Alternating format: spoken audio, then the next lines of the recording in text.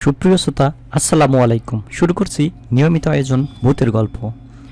যারা ভূত বিশ্বাস করে না তাদের জন্য গল্পটি। ভূত নিয়ে একটি সত্য ঘটনা। যারা ভূত বিশ্বাস করে না বা করতে চায় না তাদেরকে আজকের একটি সত্য ঘটনা শোনাবো। আমি সবসময় ঢাকা থেকে রাতে বাড়ি যাই, কারণ ছুটি পাই কম।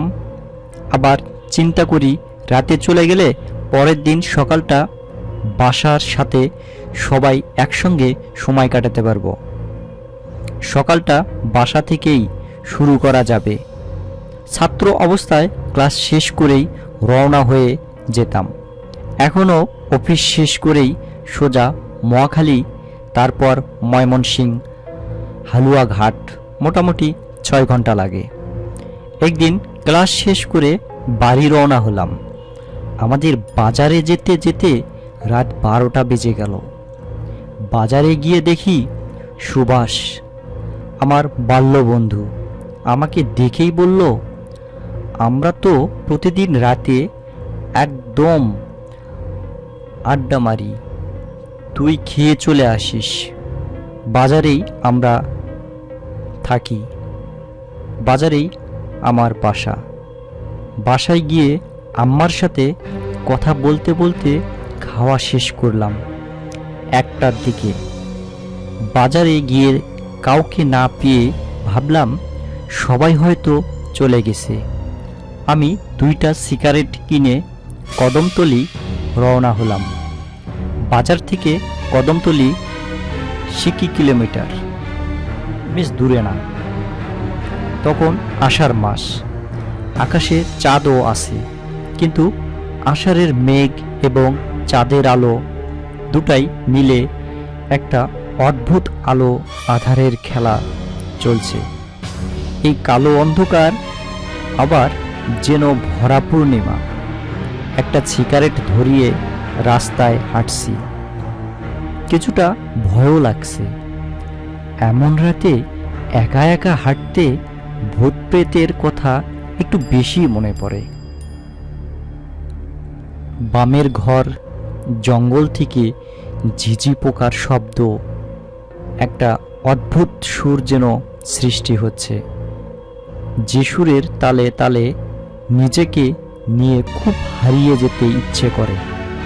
মাঝে মাঝে গভীর জঙ্গল থেকে 2-1টি কাক বড্ড বেসুরো কণ্ঠে কাকা করছে। মনে হচ্ছে কোনো মাংস খেয়েও রাক্ষস যেন কলিজাটা ছিঁড়ে নিয়ে যাচ্ছে। আমি কদমতলীর কাছাকাছি যে জায়গাটা শ্মশান ঘাট, ঠিক সে জায়গায় চলে আসলাম।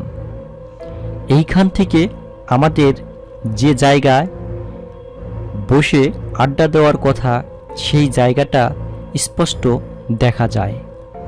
আমি কাউকেই দেখতে পেলাম না। মনের ভিতর একটাও ভয় জেগে উঠল। এই কারণে গভীর জঙ্গলের পাশ দিয়ে পিছনেও যেতে ইচ্ছে করছে না, কারণ এই জায়গাটা বাম দিকে কংস নদী আর ডান দিকে খোলা মাঠ, যার ধরুন গা শিরশির করা অন্ধকার ভাবনাটা এইখানেই নেই। আমি সোজা কদমতলী গিয়ে একটা সিগারেট ধরিয়ে নদীর ঢেউ দেখছি ভয়টা কাটানোর জন্য। একটু জোর করেই যেন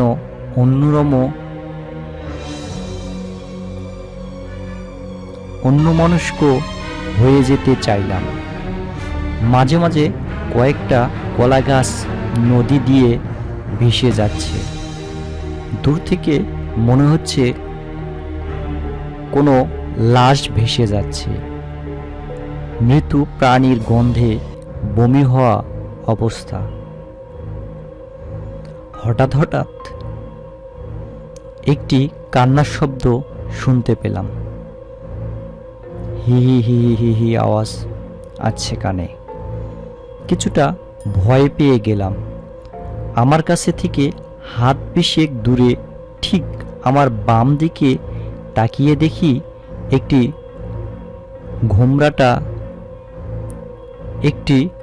ঘোমটা দেওয়া মহিলা বসে আছে, আর ওইখান থেকেই কান্নার আওয়াজ আসছে।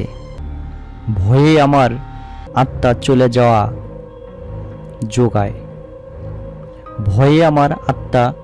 চলে যাওয়া জোগাড়। শরীর দিয়ে ঘাম পানির মতো বের হচ্ছে, যেন আমি কোনো ঝর্ণার নিচে দাঁড়িয়ে আছি। ডাকবো ভেবেও না ডেকে সোজা বাসার দিকে রওনা হলাম। বাসায় গিয়ে হাত মুখ ধুয়ে শুয়ে পড়লাম। পরের দিন সকালে আম্মাকে সব ঘটনা খুলে বললাম। আম্মা বলল, সুভাষ তো ময়মনসিংহ গিয়েছিল 3 দিন আগে, সে তো আসবে আরও পরে। আমি তো অবাক, তাহলে সুভাষের চেহারা নিয়ে আমাকে কে বলেছিল কদমতলিতে যাওয়ার জন্য? শেষ আম্মা যা বলেছিল তা ছিল এরকম। 88 সালের বন্যার সময় নৌকায় করে বরযাত্রী বউ নিয়ে যাওয়ার সময় কদমতলি নৌকা ডুবে যায়। সবাই তীরে উঠলেও কোণে আর উঠতে পারেনি। সেই থেকে এখনো মাঝে মাঝে কনেকে কদমতলিতে কাটতে দেখা যায়। এটা আরও অনেকেই দেখছে। বন্ধুরা, এমন ঘটনা হরহামেশাই আমাদের সঙ্গে ঘটতে পারে। যারা বিশ্বাস করে না, আমি তাদেরকেও বলবো যেন বিশ্বাস করে। কোনো কিছুতেই অবহেলা করতে নেই। আমরা নিজেকে সেফ রাখবো এবং অনেক কিছুই বিশ্বাস করব। বন্ধুরা, তোমাদের যদি ভালো লাগে গল্পটি, অবশ্যই লাইক কমেন্ট শেয়ার করে পাশে থাকবে। এরকম ভূতের গল্প আমি নতুন নতুন গল্প নিয়ে তোমাদের জন্য হাজির হব। তোমরা যদি লাইক কমেন্ট শেয়ার করো তাহলে আমি উৎসাহ পাবো। আশা করি ভালো থাকবে, সুস্থ থাকবে, আমার জন্য দোয়া করবে।